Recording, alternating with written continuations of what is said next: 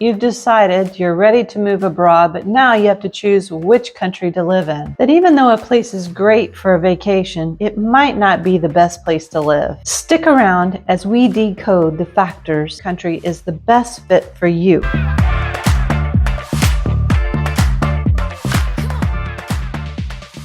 Greetings, everyone. Welcome to Expats Toolkit. Today, I will unravel the secrets of how to select the right country for you.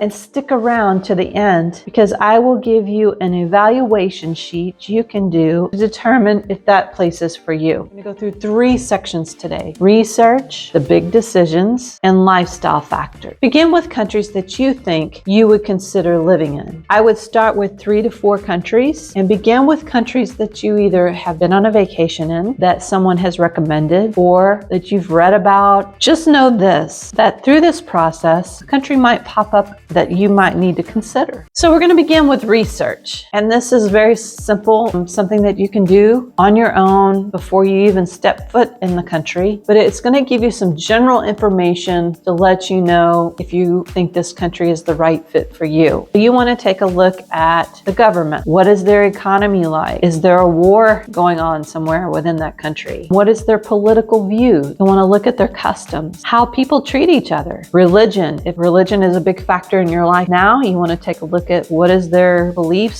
Safety is a big piece. Transportation. How easy is it to navigate in that city? Public transportation available? Am I going to have to own a car? What is the cost of living? Then you'll want to go into doing your homework on visa and residency requirement. The other thing I recommend that you do is join expat groups on social media. These groups are great places to gather information as well as ask questions you may not can find on the internet. After you do this reviewing process, you'll want to go on a scouting trip.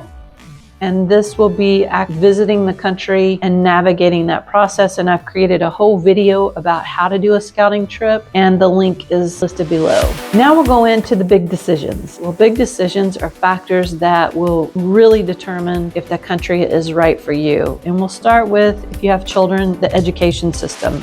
That's crucial, right? If you're bringing pet, and what is the cost of bringing the pet? What will the country require me to do with the pet? How many apartments allow you to have the pet? Big factor, right? The big decisions can be tax implications. If you're getting revenue from the United States or from your home country, you need to know what are the tax implications for foreigners. That's a critical one that you need to take a deep dive into. Access to healthcare. As a foreigner, what accesses do you have? How easy is it to navigate? Most countries are going to require that you buy health insurance. What is covered under that health insurance? Certain medications, do they have it available? Things you'll want to find out before you go on your scouting trip. If you plan to work from home as a digital nomad, you need to find out, is the internet service good? Is the time change going to be able to work effectively with the company I'm working with back home? All of these topics under big decision are very black or white. You have to decide how important those decisions are and how much they will affect you.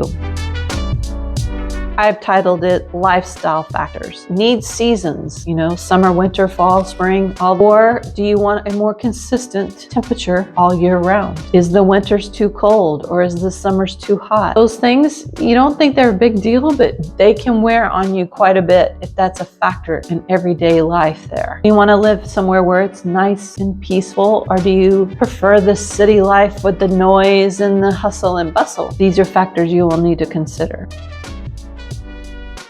Do they offer activities that I could participate in? I love the outdoors. I love bicycling, swimming, all of those things. And that was one of the factors when we decided to move to Antalya. One factor that most people overlook when they are looking at countries is the ease of traveling to and from the airport and how often flights are offered at that airport. But those are things that you need to consider. Last but not least is dietary needs. If you're strict vegetarian, for example, here in Turkey, you won't find pork served anywhere. If certain foods are required for you to sustainable, happy life, then you need to make sure they offer it there. Real quick, I'm asking you to please subscribe to my channel, as this will get you notified when I have a new video available. You can give me a thumbs up.